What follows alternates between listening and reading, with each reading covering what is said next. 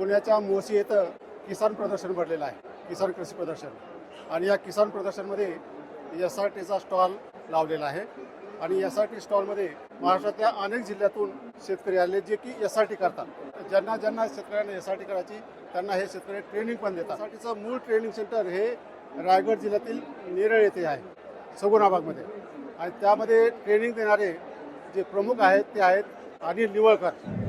महाराष्ट्रामध्ये 10 जिल्ह्यांमध्ये SRTची अधिकृत प्रशिक्षण केंद्र सुरू करण्यात आलेली आहे. ज्याच्यामध्ये तर रामचंद्र कुंड आहेत, रावसाहेब मोरे आहेत, कुलकर्णी साहेब आहेत आणि असे एकूण 10 केंद्र आहेत, ज्याच्या माध्यमातून आपण तिथून त्या भागातले शेतकरी जे आहेत त्या पिकामधले तिथे प्रशिक्षित करत आहोत.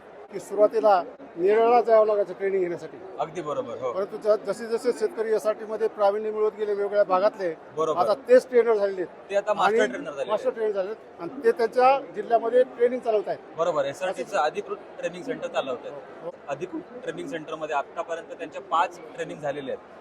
म्हणजे किती शेतकरी झाले असतील अंदाजे? आता एका ट्रेनिंग मध्ये 15 ते 20 शेतकरी असतात.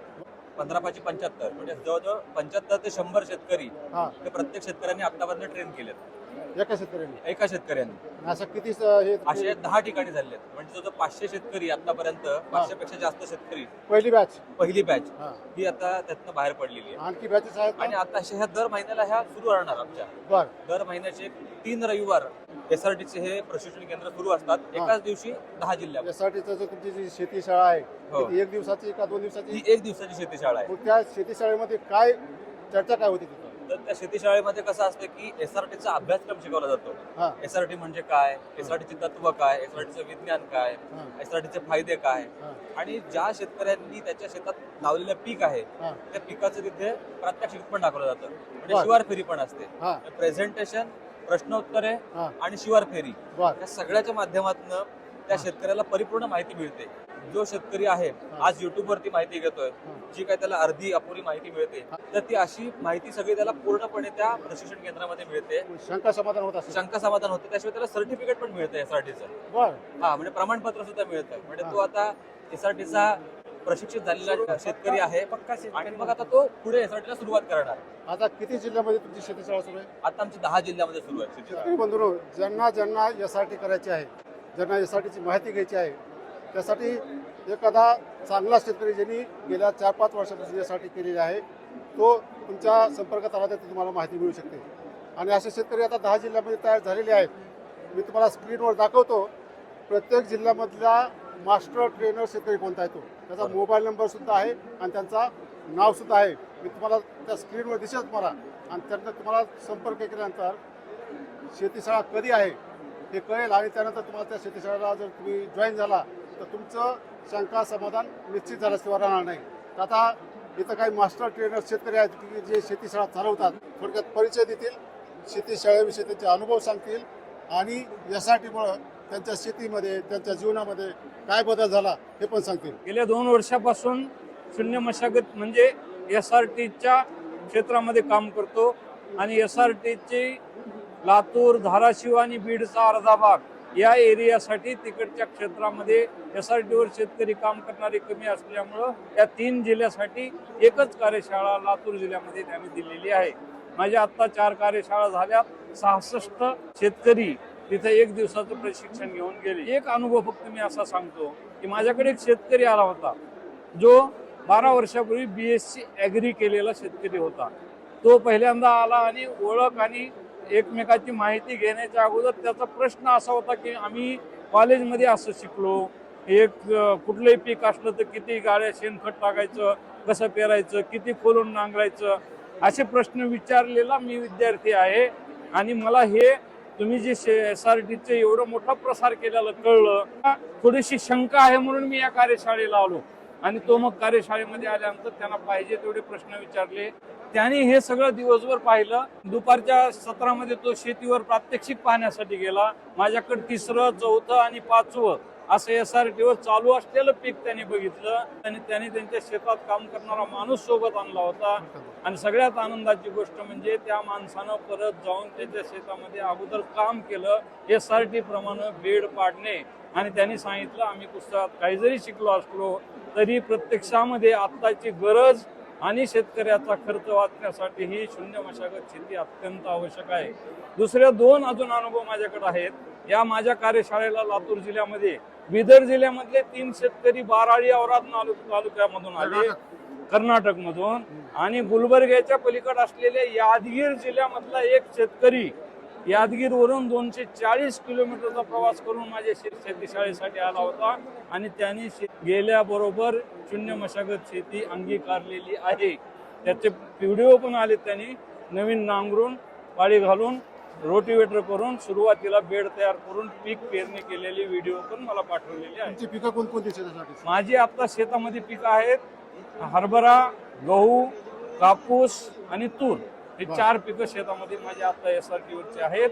ह्याच्या अगोदर सोयाबीन होतं आणि मी गेल्या 3 वर्षापासून उडीद, मूग, बाजरी आणि ज्वारी एवढी सगळी पिकं SRT वर घेतलेली आहेत. माझा अनुभव असा आहे की पारंपरिक शेतीमध्ये जेवढी ईल्ड आपल्या एकरी, प्रत्येकाची ईल्ड प्रत्येक शेतीप्रमाणे वेगळी, माझ्या शेतीमध्ये जेवढी ईल्ड येत होती त्याच्यापेक्षा जास्तच ईल्ड मला अगदी पहिल्या वर्षी SRT केल्यानंतर सुद्धा आलेली आहे. माझ्याकडे 20 एकर क्षेत्र आहे आणि ते पूर्ण माझं SRT वर आहे. गेल्या 6 वर्षापासून विना नांगरणी शेती SRT तंत्रज्ञानानुसार करत असून 8 एकर क्षेत्रावर हळूहळू करत मी पूर्ण आज SRT पद्धतीने पिके घेतो.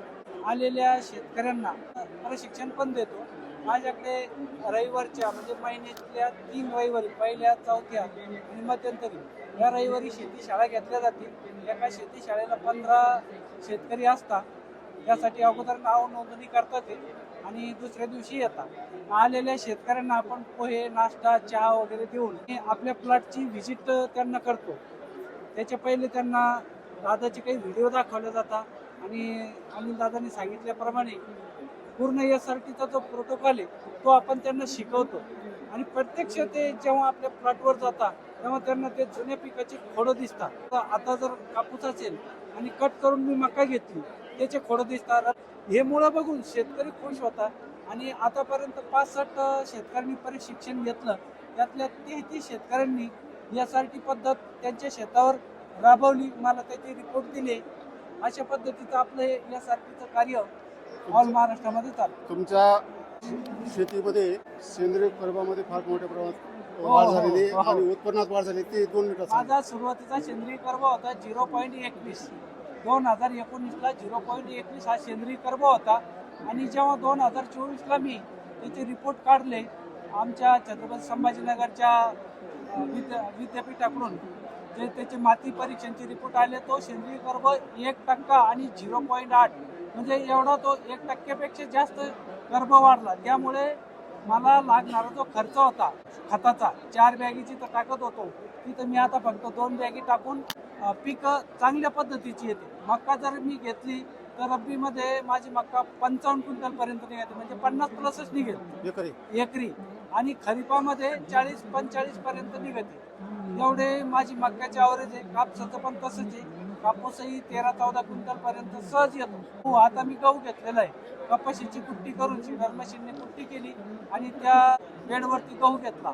मागच्या वर्षी घेतला होता तो गहू मला 20 क्विंटल पर्यंत आलेला आहे. आणि खर्च काही नाही. खर्च म्हणजे नागर, रोट्या, 8-10 हजार रुपये खर्च हा होतच नाही. मी फक्त टोकन यंत्राने टोकनी करतो आणि हेच प्रत्यक्षित शेतकऱ्यांना दाखवतो. आता शेती शाळा घेतल्यात आहे, ज्यांना यासाठी करायची किंवा माहिती घ्यायची, तर किती शेतकरी आले होते, त्यापैकी किती तयार झाले? 65 शेतकरी आतापर्यंत माझ्याकडे ट्रेनिंगसाठी आले होते. एका दिवसाचं ट्रेनिंग असतं. म्हणजे जे 65 आले त्यातल्या 33 लोकांनी SRTला सुरुवात केली. अगदी फक्त 1.5 ते 2 महिन्यातच, म्हणजे 2 महिने झाले होते आपल्या शेती शाळा होऊन. म्हणजे सक्सेस रेट चांगला आहे. सक्सेस रेट एकदम भारी. मी SRT शेतकरी आहे. मागील 5 वर्षापासून मी शून्य मशागत SRT शेती करतो. सुरुवातीला माझी जमीन चिवाड होती आणि आसपासची 32 खेड्यामधले गाव शेतकरी त्या जमिनीला बघून हसायचे, कारण जेव्हा रोड जावं लागायची जमीन होती. परंतु SRT शून्य मशागत शेती केल्यामुळं आज माझ्या जमिनीमध्ये गांडूळ दिसतात, जमीन वजनाला हलकी झाली, जमीन सेंद्रिय कर्ब वाढलेला आहे. जी जमीन पिकत सुद्धा नव्हती 2012मध्ये, त्या जमीन सेंद्रिय कर्ब आज 0.6 झालेला आहे. आणि असे वेगळे 2 शेती माझ्याकडं. आज माझ्याकडं कापूस, मक्का, गहू, हरभरा ही पिकं मी घेतो आणि ऊस सुद्धा SRTवर घेतो. मी एक छोटा शेतकरी असून जरा MBA झालेले, BSc झालेले शेतकरी, विद्यार्थी आणि महिलांचा पण समावेश यावेळी दिसतोय आता शेतीमध्ये. खूप सारे समजून घेण्याची इच्छा आहे लोकांची आणि जी परिस्थिती अजून बोललेली आहे, शेती होणारा खर्च वाढलेला आहे आणि जमीन आज खूप वाईट परिस्थितीमध्ये आपली जमीन गेलेली आहे. तर तिला पुन्हा रिजनरेटिव्ह करण्यासाठी जगात कुठलं तंत्रज्ञान असून एकमेव पर्याय म्हणजे SRT शेती पद्धती आहे आणि याचा आपण शेतकऱ्यांना शिकवतो. मी मागील 3 वर्षापासून यासाठी शेती करत आहोत. मी दादांचे व्हिडिओ पाहून आणि मित्र आणि तुमच्यासह आणि तिकडे पाहिले ते तुमचे कोकरावाल्यांचे व्हिडिओ पाहून मी या शेतीकडे ओढलो. मागील मी 2022 पासून बेट टाकलेले आहे. आज माझं 5वं ते 6वं पीक चालू आहे. काय फरक पडला? उत्पन्नातही वाढ झाली आणि माझी रासायनिक खताची मात्रा कमी झाली. एकरी खर्च किती वाचला असेल? एकरी खर्च पकडून घ्या 10,000 रुपये वाढ उन्हाळी कास्तकारीचा एकरी. हा लोक हसले असतील हा, तुम्ही. भरपूर अजूनही मुळकातच काढतात ना. आपल्या शेतात जे पराठीचे मागच्या वर्षी दसकट तसेच आहे, हां, ते तसेच दिसतात त्यांना. हां, आजूबाजूला पॉश शेती करतात ते हा. पारंपरिक हां, डवरणी वखरणी. हा. आणि मी चिंतामुक्त झालो. आम्ही दोघं पण शेजारी शेतकरी हा. आहोत. यानं माझं पण यांनी स्वीकारली. यांच्या पण 2 वर्ष झालेले आहे. तुमचं नाव काय काका? मी अनिल शंकरराव खांडेकर, मुक्काम पोस्ट कोल्हा काकळा, तालुका अचलपूर, जिल्हा अमरावती. 2 वर्षापासून SRT शेती करून राहिलो. माझे मित्र संदीप भागवत यांचे व्हिडिओ पाहत 2 वर्ष गेले. नंतर मग येणं 2 वर्ष केल्यानंतर मग मी सुरू झालो. मलाही 2 वर्ष झाले. पराठी घेतली, सोयाबीन घेतला, आता तूर आहे. मस्त भरपूर आनंद वाटते. जमीन कमी आहे पण टेन्शन. मला पण विदर्भातला त्यातले अचलपूरमधून शेतकरी आले आणि ते यासाठी करतात पण मला पण आनंद झाला. सर आपण भेटला भेटलो सगुणा बागेत. सगुण बागेत. SRT केल्यानंतर मातीच्या कणरचनेमध्ये मातीच्या आरोग्यामध्ये फरक पडतो. बरोबर. तो कसा पडतो ते थोडक्यात सांगावं जरा. ही सतत नांगरलेली जमीन आहे. ही पारंपरिक शेतीची जमीन सतत नांगरतो आपण. नांगरल्यामुळे किती कडक झाली, हिची बल्ड डेन्सिटी वाढलेली आहे आणि हिचं वजन जास्त लागतंय. ही मऊ पण नाहीये. वास घ्यायला गेलं त्याला वास पण येत नाही, सुगंध पण येत नाही. त्यामधले सगळे बॅक्टेरियाज गेले. ह्यातले सगळे जीवाणू मेलेत, बुरशा मेल्यात, गांडूळ मेलेत आणि अतिशय ही नापिकतेकडे तर वळत चाललेली आहे. हिचं ऑर्गॅनिक कार्बन म्हणजे 0.2% असं आहे. कारण आता ही 5 वर्ष झाली ही जमीन नांगरली नाहीये. ह्याच्यामध्ये 5 वर्ष वेगळी पिकं घेतलेली आहेत आणि ह्याच्या पुढे ही जमीन नांगरणार नाही कधी आपण. त्याच्यानंतर ही 12 वर्ष झाले ही सगुणा बागेतली माती आहे आणि जिथे SRTचा जन्म झाला या शेती तंत्राचा. ह्या जमिनीमध्ये 36 पिकं घेऊन झालेत 12 वर्षात. वर्षाला 3 पिकं आणि त्या 36 पिकांची मुळं जी आहेत ती जागेला जमिनीत कुजवलेली आहे. म्हणजे जमीन नांगरली नाही, अगोदरच्या पिकाची मुळं आणि तणांची मुळं ही जागेलाच कुजवली गेलेली आहेत आणि पिकांचा फेरपालट केलेला आहे. त्याच्यामुळे आता ही माती जी आहे ती अतिशय मऊ झाली आहे, ती हलकी झाली आहे आणि त्याचा सुगंध घ्या. त्याला सुगंध सुद्धा आहे, पहिल्या पावसासारखा सुगंध आहे. आणि नांगरण्यामध्ये शेतकरी पैसे पण खर्च करतो. एकरी नांगरण्यासाठी 10,000 रुपये खर्च लागतात. 100%. तर गेली 12 वर्ष आम्ही जमीन नांगरली नाही. 10,000 प्रमाणे एका एकराचे 1,20,000 रुपये वाचले. अशी आमची 15 एकर शेती आहे. म्हणजे किती पैसे वाचले? म्हणजे पैसे वाचवणं म्हणजे पैसे मिळवण्यासारखेच आहेत, कमावलेच ना. कमवल्यासारखेच आहेत. Expense नाही. इथे ह्या ठिकाणी दरवर्षी शेतकरी पैसे घालवतोय. बरोबर. इथं नांगरणीला पण घालवतोय. मग ह्याच्यामुळे होणारे जे हे आहेत प्रश्न आहेत त्याच्यामध्ये काय काय प्रश्न आहे की कीटकनाशकाच्या फवारण्या वाढतात, रासायनिक खतं जास्त द्यावी लागतात आणि मग आणखीन काय ऑर्गॅनिक हे वापर ते वापर हे कर ते कर असं खूप ह्यानी खर्च वाढतो शेतकऱ्याचा. ह्यानी खर्च कमी होतो, जमीन सुपीक होते आणि येणारं जे पीक आहे ते रोगरहित येतं आणि अतिशय चांगल्या क्वालिटीचं येतं. म्हणजे सॉइल हेल्थ जर चांगली असेल ना तर प्लांट हेल्थ चांगली राहील आणि प्लांट हेल्थ चांगली असेल तर माणसाच्या हेल्थ आणि पर्यावरणाची हेल्थ चांगली राहील. सगळं आपल्यावरती पण येतच. बरोबर. SRT टेक्नॉलॉजी म्हणजे सगुणा रिजनरेटिव्ह टेक्निक.